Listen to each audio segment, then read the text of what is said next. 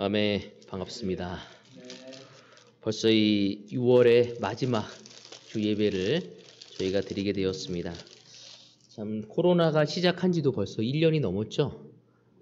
작년부터 시작이 되었는데 이제 어느새 2021년 대망의 2021년도 이제 반환점을 돌고 있습니다. 여러분 어떻게 이 반환점을 돌면서 여러분이 이루고자 했던 것들, 소망했던 것들 어떻게 잘 진행되어지고 있습니까? 대답이 좋네요. 내가 소망했던 게 뭐였지? 라고 생각할 수도 있을 텐데 다시 한번 우리가 후반기를 맞이하면서 올해 하나님 안에서 내가 이루고자 했던 것이 무엇이고 하나님 안에서 내 마음속에 간직한 소망이 무엇인지를 생각해 보기를 권하고 싶습니다. PPT 부탁하겠습니다. 오늘 여러분과 함께 나누고자 하는 말씀은요. 영적인 소망을 품고 회복의 길을 걷자입니다. 상반기를 마치면서 우리 상반기를 시작하면서 제가 느헤미야를 시작해서 에스라, 원래 사실 에스라를 보고 느헤미야를 봐야 하는데 느헤미야가 너무 좋아서 에스라까지 같이 이제 보게 된 거였죠. 그래서 상반기는 우리가 바벨론 제국에서 페르시아로 넘어오면서 그들이 어떻게 다시 성전을 재건했는지 이스라엘 민족이 그 모습을 보게 되는 시간이었습니다. 오늘 마지막으로 에스라 10장을 통하면서 말씀을 나누면서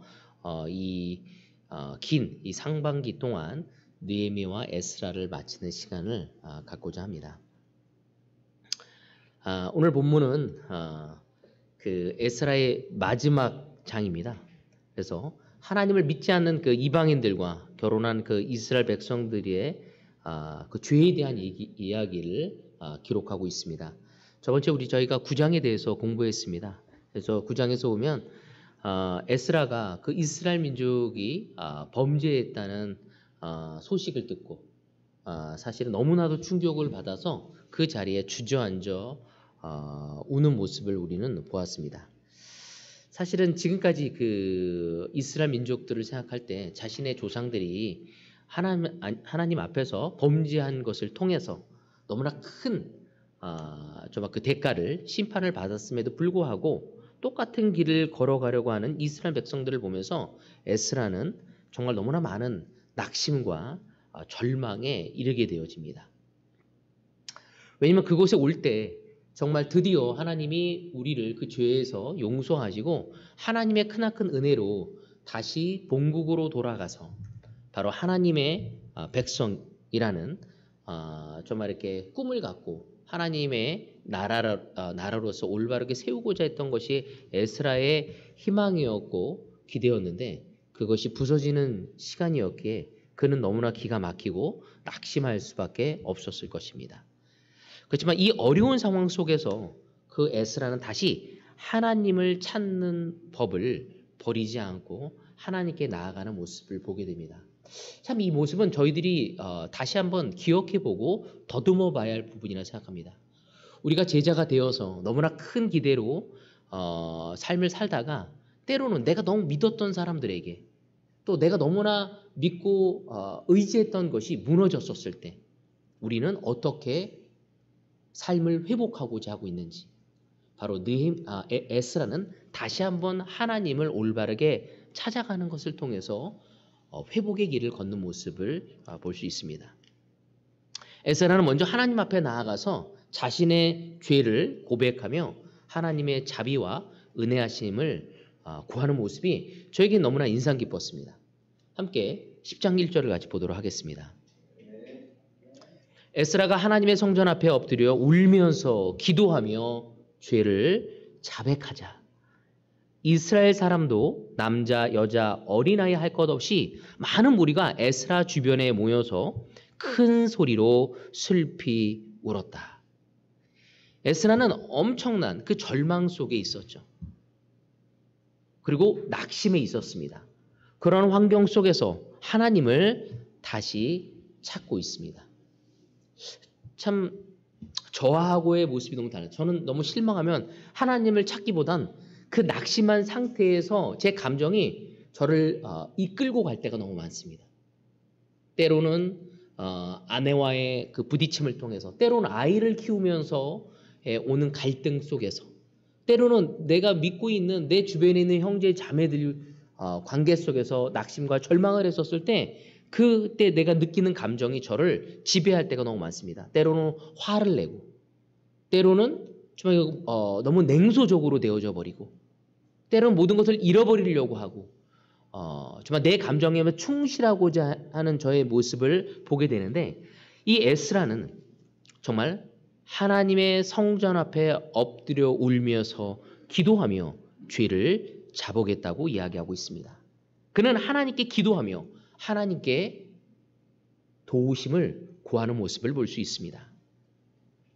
오늘날 우리 역시도 죄 때문에, 또 사랑하는 형제 자매들 때문에, 또 나의 연약함 때문에, 내가 믿었던 사람들이 실망감을 주는 그들의 연약함을 보면서 내 가정과 내가 속한 그 신앙의 공동체 속에서 잘못을 느끼며 크게 낙심하고 아파하고 그런 경험이 있으리라 생각합니다. 어쩌면 지금 이 순간 그런 것을 경험하고 있는 사람도 있을 것입니다. 오늘 본문을 통해서 우리가 어떻게 하나님 앞에 다시 소망을 품고 절망 속에서 회복의 길로 들어설 수 있는지를, 어떻게 해야 하는 것이 그 길을 걸어갈 수 있는지를 다시 한번 살펴보고 알아보는 시간을 갖고자 합니다. 오늘 첫 번째 포인트입니다. 저는 요즘에 하나님이 저를 참 사랑한다는 생각을 하게 됩니다.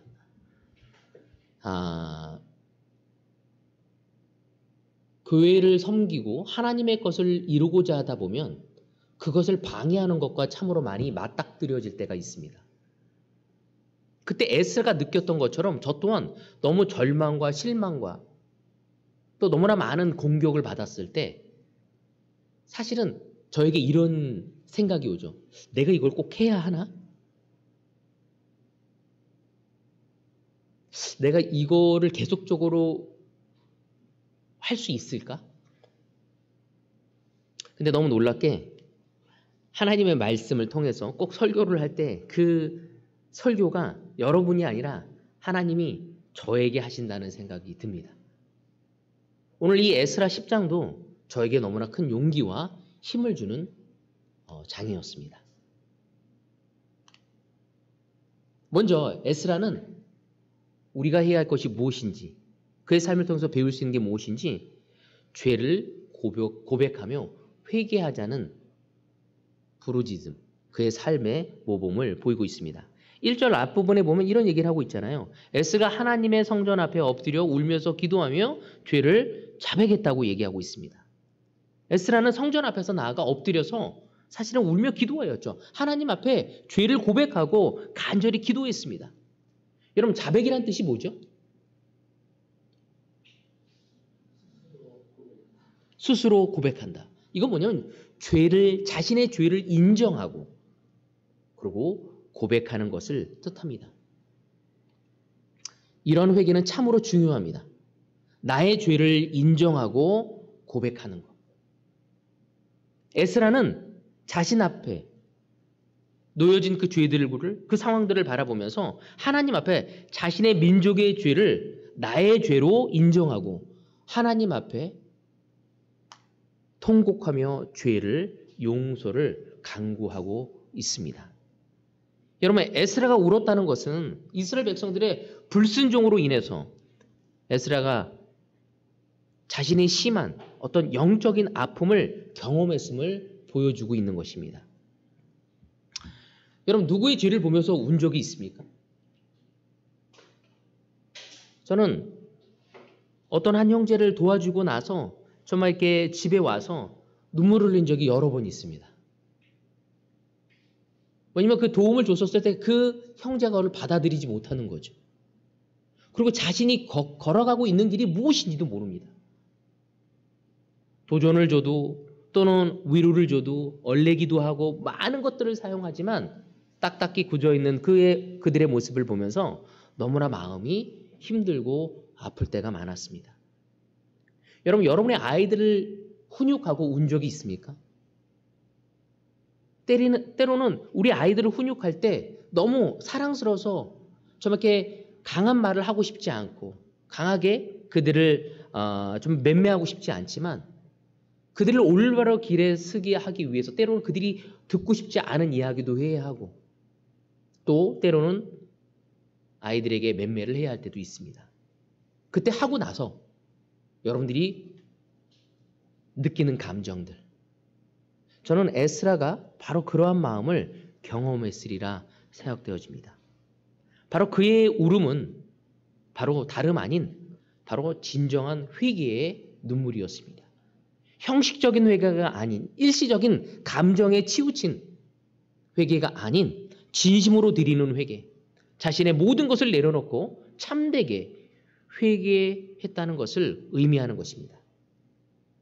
저는 이 1장을 보면서 이 10장을 보면서 너무 저에게 마음에 와닿았던 게 뭐냐면 에스라의 한 사람이 먼저 하나님 앞에 간절히 진실되게 울며 회개했었을 때 놀라운 역사가 일어났다는 것입니다. 많은 사람들이 이방인 여자와 심지어 인도자들까지도 이방인 여자들과 함께 결혼하고 우상을 섬기는 여자와 결혼하며 죄를 범하고 있었어요. 그만큼 그들이 죄에 대해서 그 결혼까지 가지 않아도 세상적인 것에 노출되어져 있었고 무기력하게 있었던 그 상태에 그 에스라 한 사람의 회개를 통해서 그 강박했던 백성들의 마음이 녹아져 내리는 모습을 볼 수 있습니다. 그 불순종했던 그 백성들이 에스라를 따라서 회개하는 일이 벌어지고 있는 거죠. 회개는 하나님의 마음을 움직이기도 하지만 하나님을 사랑하고자 하는 마음이 있는 사람들의 마음을 움직이기도 합니다. 우리 그렇지 않습니까? 어떤 형제 자매들이 앞에 나와서 성찬을 하고 간증을 했었을 때 그들의 그 마음을 보면서 우린 도전을 받고 마음의 움직임이 있습니다. 이렇듯 바로 에스라의 모습을 통해서 그 강팍했던 그 백성들의 마음이 하나님께 불순종했던 그 딱딱하게 굳은 그들의 마음이 부드러워져서 바로 다시 하나님 앞에 자비와 은혜를 하나님에게 불쌍히 여김을 용서함을 강구할 수 있도록 만든 것입니다. 바로 에스라의 그 깊은 그 자배가 죄를 인정하고 자신의 죄가 아닌 그 백성들의 죄를 자신의 것으로 받아들이고 회개하고자 하는 그 마음이 다른 사람들에게 영향을 주고 있었죠. 오늘 특별히 이 자리는 형제들이 모였습니다. 여러분, 남편의 회개가 바로 아내들에게 하나님 앞에 올바로 회개할 수 있는 길을 열어놓을 수 있습니다. 가장의 회개가 여러분의 자녀들의 마음을 움직여 놓을 수 있습니다. 패밀리 그룹의 인도자들의 마음의 회개가 바로 패밀리 그룹의 멤버들의 한 사람 한 사람의 마음을 바꿀 수 있습니다. 목회자의 회개가 바로 교회 전체를 바꿀 수 있는 회개의 자리로 만들 수 있다는 것입니다. 회개야말로 하나님 앞에 돌아오는 것이고 바로 하나님의 용서하심과 자비하심을 얻을 수 있는 유일한 길이라는 것을 우리는 알아야 합니다. 하나님의 회복의 손길을 얻을 수 있는 유일한 길이 바로 회개라는 것입니다. 여러분, 우리가 하나님 앞에 나의 죄, 나의 가정의 죄, 나의 패밀리 그룹의 죄를 놓고 통곡하며 회개해 본 적이 있습니까? 저는 이 상반기를 마치면서 패밀리 그룹 인도자들과 만나서 상반기를 어떻게 후반기를 가야 할지에 대해서 이야기를 하고 있습니다. 여러분, 상반기에 우리의 죄를 회개하지 않는다면 리더가 먼저 가장이 먼저 상반기에 대해서 회개하지 않는다면 여러분, 우리는 하반기 또한 올바로 갈 수 없습니다. 진정한 회개는 나의 가정과 나의 삶과 나의 신앙의 공동체를 회복의 길을 갈 수 있도록 가는 길임을 우리는 확신할 수 있어야 합니다. 7월을 맞이하기 전에 여러분, 우리가 회개할 것이 있고 우리의 공동체에서 회개할 것이 있다면 함께 회개하고 하나님 앞에 그 회복의 길을 바로 영적인 소망을 품고 그 회복의 길을 걸어갈 수 있는 우리가 모두가 되어지기를 바라고 싶습니다. 두 번째 포인트는 뭐냐면요. 말씀을 듣고 실천하자입니다. 여러분, 우리는 회개가 형식적이어서 되지 않습니다. 회개는 마치 나의 감정에 충실하는 것도 아닙니다. 회개는 성경의 말씀대로 이루어져야 하는 거죠. 그 회개의 본질은 말씀을 듣고 실천하는 것에 있음을 기억해야 합니다. 때로는 우리는 회개를 우리의 감정에, 어떤 사람은 감정이 많은 풍부한 사람이 있고 어떤 사람은 감정이 좀 다른 사람보다는 덜 풍부한 사람이 있습니다. 그래서 우리는 내 감정에 어떤 것을 받아야지만이 회개가 이루어졌다고 생각하는데 그것이 아니라 회개의 근거는 내 감정이 아니라 하나님의 말씀에 근거해야 한다는 것을 우리는 이해할 수 있어야 한다는 것입니다. 에스라 10장 3절입니다. 이제 우리는 하나님의 명령을 두려워하면서 받드는 분들의 권면과 에스라 제사장님의 가르침을 따라서 이방 여자들과 그들에게서 난 아이들을 다 보낼 것을 하나님 앞에서 언약하겠습니다. 율법대로 하겠습니다. 여기서 보면요. 에스라 제사장님의 가르침을 따라서, 그의 가르침이 뭡니까? 율법 아니겠습니까? 하나님의 말씀을 따라서, 그리고 하나님 앞에서 언약하겠습니다. 율법대로 하겠습니다. 그 말은 뭐예요? 실천하기로 결심한 것이죠. 하나님 앞에 범죄한 자들이 회개하고 죄에서 돌이키고자 하는 가장 기본이 되는 것이 바로 이 말씀이라는 것입니다. 이 말씀은 에스라가 한 말가 아니라 백성들의 입에서 나온 거예요. 에스라가 이렇게 하자는 것이 아니라 그들이 한 거죠. 에스라의 그 눈물 어린 그 회개가 백성들의 마음을 움직이게 된 것입니다. 그래서 비록 많은 백성들이 이방 여인과 결혼하는 범죄를 저질렀지만 아직까지 하나님의 말씀을 듣고 회개하고자 하는 사람들이 있다는 것을 우리는 볼 수 있습니다. 이들은 에스라의 눈물을 보고 회개하고 하나님 앞에 다시 한번 나아가고자 하는 자의 이름을 볼 수 있고, 그들은 다시 그 모습을 보고 용기를 내어서 에스라에게 와서 이러한 고백을 하고 있습니다. 4절도 같이 보도록 하겠습니다. 그러므로 이제 일어나십시오. 누가 얘기하죠? 백성들이 얘기하는 거예요. 에스라에게. 왜? 에스라가 주저하나 죄를 자복하며 울며 기도하고 있었기 때문에. 이 모든 일은 제사장님이 맡아서 하셔야 합니다. 우리가 제사장님을 도와드리겠습니다. 용기 있게 밀고 나가십시오. 전 너무나 감동이 됐습니다. 이 말뜻은 하나님의 말씀을 따라 불순종하고 범죄한 사람들을 바로잡게 하는 일에 있어서 에스라가 앞장서서 나가야 한다는 것을 이야기하고 있는 거죠. 자신들은 이거를 뒤에서 저렇게 서포트하며 지지하며 돕겠다는 것을 이야기하고 있습니다. 왜? 에스라는 하나님의 종이었고 하나님이 삼으신 사람이었기에 그가 하나님의 말씀을 사용해서 회개하자는 의미가 담겨져 있는 것입니다. 여러분, 회개의 기준은 뭐라고요? 나의 감정이 아니라, 바로 이성이 아니라 하나님의 기준의 말씀에 의해서 우리는 삶을 실천할 수 있어야 한다는 것입니다. 여러분, 회개의 기준은 내가 어떻게 느꼈고 내가 어떻게 생각하냐가 아니라 하나님의 말씀이 우리에게 기준이 되어서 그 말씀을 순종할 수 있고 따를 수 있는 것이 우리에게 필요한 거죠. 하나님의 말씀으로 자신들을 회개하고 새롭게 변화시켜달라고 에스라에게 그 사람들이 간청하는 모습을 우리는 4절을 통해서 볼 수 있습니다. 여러분, 회개는 새롭게 되는 회복의 시작입니다. 이 회개는 우리가 하나님을 처음 알고 성역 공부를 하면서 죄를 고백할 때 그때만 필요한 것이 아닙니다. 세례를 받기 전에만 필요한 것이 아니죠. 이건 매일매일 우리의 삶에서 구원 이후에도 그리스도인의 살면서 예수님의 삶을 모방하며 따라가는 제자의 삶을 살아가면서 끊임없이 우리의 삶에 이루어져야 할 삶이 바로 회개의 삶이 되어야 한다는 것입니다. 회개 없이는 구원도 불가능하고 회개 없이는 우리의 영적인 성숙도 불가능한 것입니다. 근데 우리는 회개하기를 두려워합니다. 왜? 잘못했다가 지적받는다는 느낌을 갖고 있기 때문에.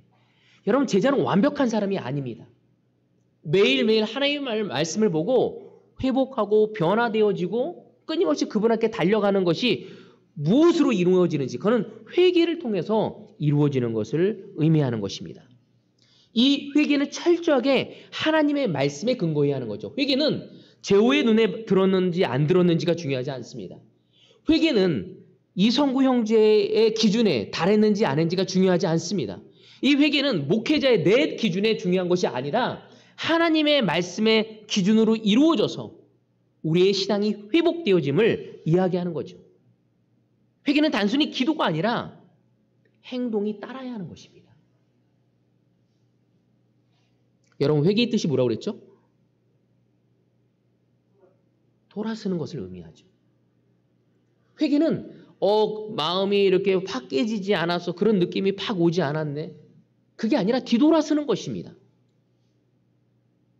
그리고 그분이 기뻐하시는 것을 행하려고 할 때 하나님은 우리의 죄를 용서하시고 우리의 마음이 다시 성령님으로 인도되어 줄 수 있도록 길을 내어주는 것입니다. 회개는 말로만 이루어지는 것이 아닙니다. 바로 실질적인 삶에 반영되어질 수 있어야 하는 거죠. 에스라 10장 11절 같이 보도록 하겠습니다.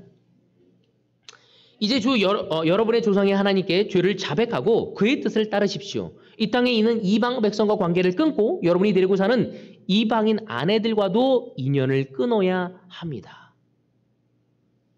여러분, 이스라엘이 회개하고 나서 굉장히 과격한 이야기를 하지 않습니까? 이방 백성과 결혼한 사람을 구별해내고, 그리고 이방인 여자와 결혼한 사람은 어떻게 하래요? 사실은 인연을 끊어낸다는 건 뭐예요? 헤어진다는 걸 의미하는 거거든요. 사실은 아내를 버리라는 거죠. 여러분, 이것은 에스라 시대에만 허용된 특별한 상황입니다. 그렇지만 우리가 이거를 통해서 문자 그대로 해석해서는 안 되겠지만 이 속에 담긴 회개의 단호한 의지는 우리가 배울 수 있어야 한다는 겁니다. 이방인 여자지만 나와 함께 살고 정이 붙어있는데 그런데도 불구하고 에스라는 구별해내고 인연을 끊어야 한다고 얘기하고 있죠. 그때 그들은 그것을 순종하고 따라가는 거죠.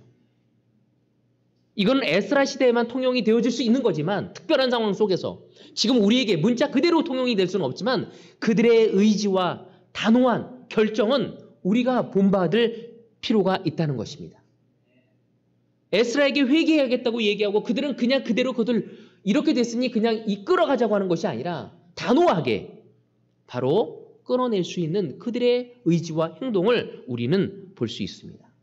진정한 회개란 단순히 입술로만이 고백하는 것이 아니라 우리의 삶과 생활 속에서 실천적으로 이루어져야지만이 바로 이것이 바른 회개라고 이야기할 수 있는 것입니다. 대구 그리스도의 교회 진정으로 회개가 이루어진다면 제가 저번 주에도 한 형제와 회개해야 한다고 이야기했습니다. 그렇다면 그 형제가 회개를 한다면 그 회개란 다른 행동을 하는 거겠죠. 내가 누구를 미워했다면 누구를 사랑하는 것입니다. 누구를 미지근하게 봤다면 이제는 열정적으로 그를 바라보고 받아들이는 것입니다. 그냥 생각하고 고민하고 자기 느낌을 더듬어가는 것이 아니라 회개란 리턴해서 하나님의 말씀에 순종하는 것을 의미하는 것입니다. 이 상반기를 마치고 하반기를 갈 때 그런 회개 속에서 이 하반기가 시작되어지기를 바라고 싶습니다. 세 번째 포인트, 회개는 하나님 앞에 혼자가 아니라 하나님 앞에 함께해야 한다는 거죠. 저는 이걸 보면서 되게 많은 감동을 받았습니다. 에스라는 민족의 죄를 자신의 죄로 여기고 하나님 앞에 간절히 회개를 합니다. 이 감동을 받은 이스라엘 백성들이 함께 뜻을 모아서 회개 운동에 동참하죠. 바로 회개는 죄의 용서와 회복으로 가는 지름길입니다. 개인적으로 자신이 지은 죄를 회개하는 것도 매우 중요하지만 한 발 더 나아가서 내 아내, 내 남편, 내 아이들, 내 신앙의 공동체의 죄를 놓고 기도하는 것도 우리는 이 에스라를 통해서 배울 수 있어야 합니다. 바로 이 공동체에서 일어나는 그 죄와 불순종, 당사자뿐만 아니라 이 공동체에 속한 모든 사람이 함께 책임 있는 것을 깨닫고 회개하는 그 모습을 우리는 배울 수 있어야 합니다. 물론 개인이 지은 죄 또한 우리는 회개해야 합니다. 그리고 직접적으로 자신의 죄에 대해서 책임을 지고 우리는 회개할 수 있습니다. 그러나 공동체 안에서 지은 그 다른 형제 자매들의 죄까지도 그들을 위해서 기도하고 그들을 위해 돕지 못한 부분에 대해서 우리는 회개할 수 있어야 하는 거죠. 내 남편이 세상적으로 가는 것을 방치하는 거, 내 아내가 하나님을 사랑하지 않고 이기적으로 가는 거, 내 아이들이 세상에 물들여서 하나님의 아닌 자기 멋대로 가려는 부분에 대해서 우리는 부모로서, 배우자로서, 또 내 옆에 있는 형제로서, 자매로서 서로를 책임져 주고자 하는 이 모습을 우린 가져가고 그 모습을 가져갈 때 이 에스라 같은 행동을 할 수 있게 되는 것입니다. 에스라와 느헤미야 특징이 뭐였냐면 자신의 죄가 아니라 민족의 죄에 대해서 하나님 앞에 무릎을 꿇고 하염없이 하나님께 은혜를 구하는 모습을 우리는 볼 수 있습니다. 너가 죄했으니까 너가 회개해. 나하고 무슨 상관이야. 너가 이기적이잖아. 여러분, 우리는 세이가 이기적인 것을 방치해서는 안 됩니다. 누구의 책임일까요? 경아가 책임을 져야 합니다. 알고 있었습니까?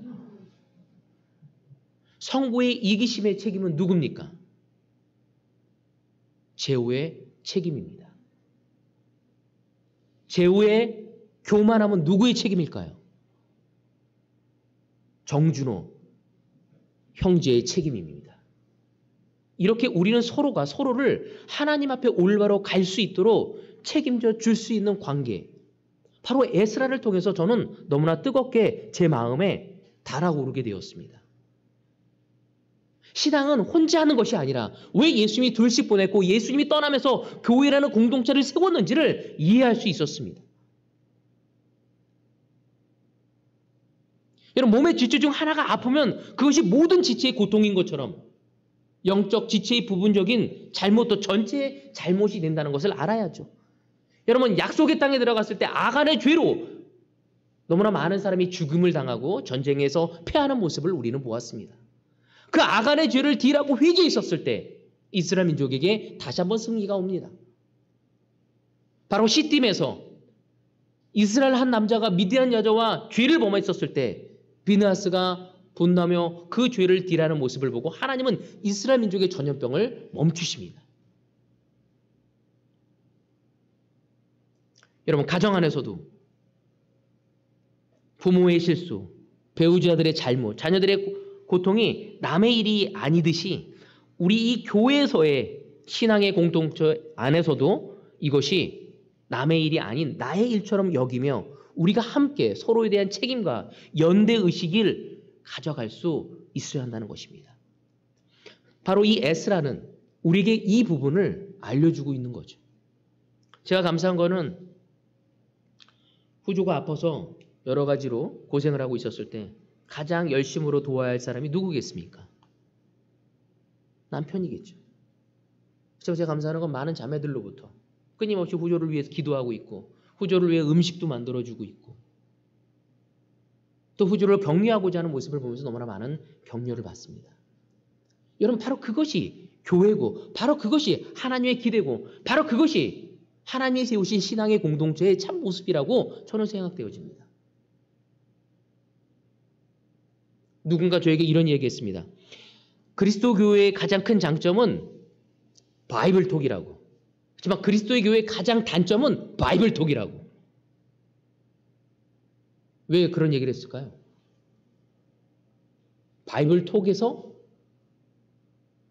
관계를 키워나가는 건 좋지만 바이블톡에 국한되어서 더 이상 다른 패밀리 그룹을 신경 쓰지 않고자 하는 이기심이 자라고 있다는 거죠. 여러분, 우리는 우리 바이블톡에서 사랑을 키우지만 그것이 확장되어 나갈 수 있어야 합니다. 저는 대구 그리스도 교회는 대구 그리스도 교회뿐만 아니라 부산 그리스도 교회와 잠실 그리스도교회와 분당 그리스도와 하나의 몸임을 우린 기억해야 합니다. 그들이 힘든 게 우리가 힘든 거고 우리가 힘든 게 그들이 힘든 것입니다. 대한민국 그리스도의 교회가 바로 미국에 있는 그리스도 교회와 같이 연합되어지고 같이 갈 수 있어야죠. 그 교회가 갈등하고 아파하면 우리도 함께 갈등하고 아파하고 그들의 필요가 있을 때 서로 도와주고자 하는 것.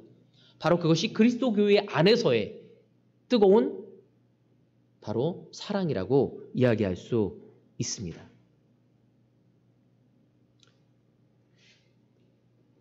여러분, 이러한 성경적인 사실을 외면하고 신앙 공동체 안에서 우리의 패밀리 그룹 안에서 다른 지체의 아픔과 고통과 잘못과 실수를 자신과 상관없는 일이라고 여기며 우리의 마음을 주지 않는다면 우리는 그리스도인이라고 얘기할 수 없습니다.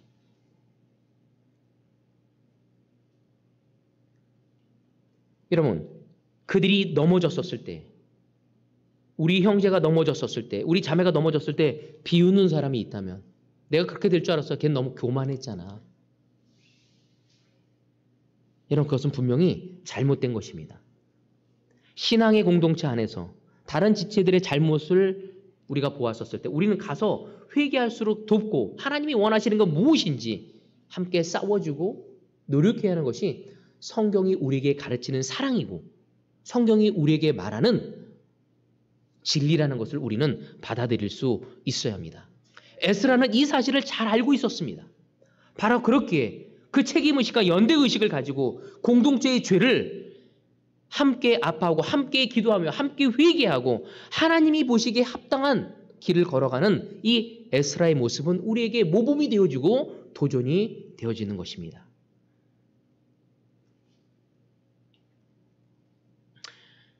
이스라엘 백성들이 일부가 이방 여인과 결혼하는 잘못을 저질렀었을 때 바로 에스라는 이 잘못이 모든 이스라엘 백성들의 죄라고 생각했죠. 왜? 말리지도 못했고 올바르지 않다고 같이 싸워주지도 않았기에 이런 일이 벌어졌다고 생각했던 것입니다.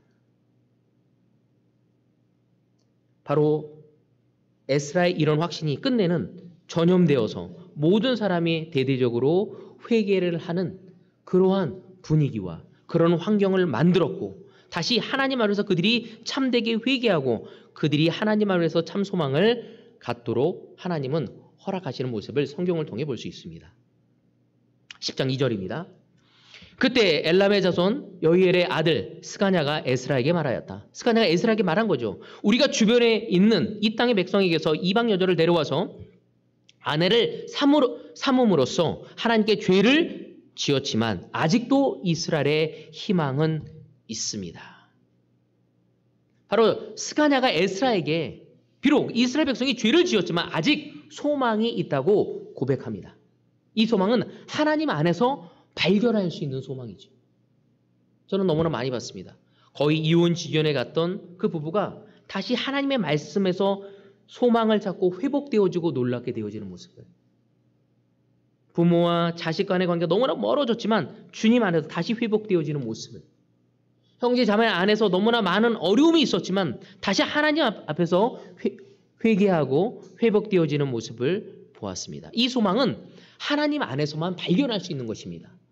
내 지혜와 내 경험과 내 상황에서는 가져갈 수 없는 거죠. 우리는 에스라의 절망과 낙심에 대해서 배웠습니다. 하지만 이 낙심과 이 절망 속에서 하나님을 찾았고 회개함으로써 다시 하나님의 용서를 받고 참된 회개를 다른 사람들에게 알리고 함께 공동체 의식과 연대 의식을 갖고 다시 그 민족이 하나님의 백성으로서의 움직이게 하고 하나님의 참 소망을 가져가게 만든 모습은 우리에게 큰 도전과 귀감이 되고 있습니다. 우리 역시 개개인의 한 사람이 하나님의 앞에 참된 회개의 자리에 설 때 하나님께 우리의 회개를 하나님의 역사로 이루시는 그 도구로 사용될 수 있다는 것을 우리는 알아야 합니다. 바로 에스라의 회개가 또 에스라의 회개가 영향 준 다른 이스라엘 백성들의 회개가 모두에게 영향을 주고 다시 한번 영적인 부흥을 가져갈 수 있는 기회를 허락한 것처럼 우리의 회개가 하나님이 놀랍게 사용할 수 있는 도구로 되어지기 위해선 우리가 하나님 앞에 올바로 갈 수 있어야 합니다. 우리의 회개가 하나님의 사역에 놀라운 축복의 통로가 되어줄 수 있도록 우리 모두가 함께 그 소망을 갖고 걸어갈 수 있는 우리 교회가 되어지기를 바라고 싶습니다. 우리는 지금까지 에스라를 통해서 여러 이야기를 배웠습니다. 오늘 이 말씀을 마무리하면서 이 에스라의 핵심이 무엇인지 바로 하나님만을 의지하고 바라보라는 것입니다. 1장에서 10장까지 모든 내용은 하나님만을 바라보고 하나님만을 의지하라. 우리의 소망은 세상이 아니라 하나님에게 두라는 것입니다.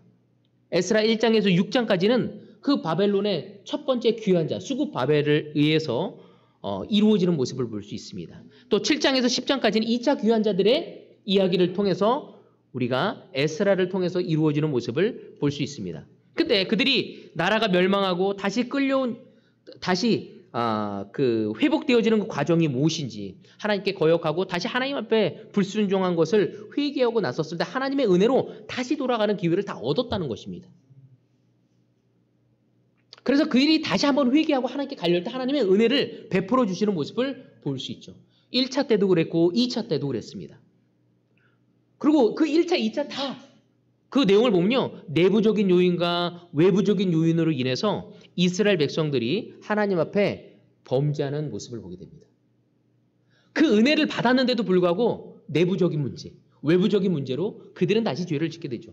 그래서 하나님한테 가기보다 하나님의 것에 먼저 우선시를 둬야 하는데도 불구하고 자기 것에, 자기의 안위를 살피는 그런 죄에서 회개할 수 있는 기회를 또한 얻게 됩니다. 또 외부적인 문제를 통해서도 멈추지 않고 하나님한테 나아가는 모습을 보게 됩니다. 또한 다른 이방인들과 죄를 지면서 그들의 쾌락과 그들의 만족을 위해 나가려는 그들이 다시 한번 하나님께 회개하는 모습을 보게 되어집니다. 그들이 모든 죄를 졌을 때 외부적인 문제건 내부적인 문제건 그들의 소망이 하나님께 두지 않았을 때 그들은 자기 것을 챙기려고 하고 자기 것에 더 많이 마음이 갈 수밖에 없는 모습을 이 에스라를 통해서 우리는 볼 수 있습니다. 하나님의 백성에게 궁극적인 소망은 하나님 한 분밖에 없습니다. 이 소망의 근원이 하나님이 아니라 세상의 다른 것이 되어서는 우리는 하나님 앞에 다시 한번 범죄를 저지를 수밖에 없다는 거죠. 저도 그런 유혹을 너무 많이 받습니다. 아내를 돕다, 아이들을 돕다가도 그것이 그 소망이 하나님에게 가 있지 않을 때 아내에 대해서 실망하고 아내를 질책하고 싶고 아내를 공격하고 싶은 마음이 생기죠. 아이들한테도 마찬가지다. 내 형제 자매들하고도 마찬가지죠. 내가 하나님께 소망을 갖지 않았을 때 더 이상 그에게 기대를 갖고 이야기하고 기도를 하고 함께 하나님의 말씀을 공부하고자 하는 의욕이 생기지 않습니다. 그러면 어떻게 될까요? 우리는 그냥 스스로의 행복을 찾으려고 노력하고 모든 걸 놔버리고 세상의 눈을 돌릴 수밖에 없다는 것입니다. 여러분 이럴 때 우리는 우리의 가족과 또 우리 형제 자매들로부터 또 외부로의 문제가 왔었을 때 여러분 우리는 우리의 죄를 깨닫고 다시 우리의 소망의 근원인 하나님께 가서 그 말씀에 귀를 기울이고 회개하려고 할 때 하나님은 우리를 사용하실 수 있다는 것입니다. 마지막 이 구절을 보면서 마치도록 하겠습니다. 4장 13절입니다. 형제자매 여러분, 우리는 여러분이 잠든 사람의 문제를 모르고 지내는 것을 원하지 않습니다. 여러분은 소망을 가지지 못한 다른 사람들과 같이 슬퍼하지 않아야 할 것입니다. 바울은 데살로니가 교회에 뭐라냐면 여러분은 소망을 가지지 못한 다른 사람들과 같이 슬퍼하지 않아야 할 것입니다. 하나님께 소망을 두지 않는다면 세상에서 이루어지는 모습을 통해 내 주변에서 이루어지는 것을 통해 우리는 참 소망을 잃어버릴 수 있다는 것이죠. 바울과 에스라는 우리의 참 소망이 하나님에게 있음을 하나님을 전적으로 의지하고 신뢰함을 저에게 이야기하고 있습니다. 여러분 우리는 사람을 쉽게 의지했다가 우리의 참 소망이 잃어버릴 때가 있다는 거죠. 여러분 참 소망을 나의 능력과 내 의지와 내 환경에 두거나 내 주변 사람에게 두었었을 때 우리는 우리의 신앙을 잃어버릴 수 있다는 것입니다. 여러분 우리의 참 소망이신 하나님 바로 우리를 위해 십자가에 못 박힌 그 예수님에게 그 소망을 둘 때만이 비로소 우리는 변화를 가질 수 있고 우리의 소망과 꿈을 이루어갈 수 있습니다. 이 하반기 여러분 이 에스라를 통해서 우리가 깨달을 게 무엇인지 우리의 소망을 하나님에게 두어야 함을 말씀드리면서 오늘 말씀을 마치도록 하겠습니다.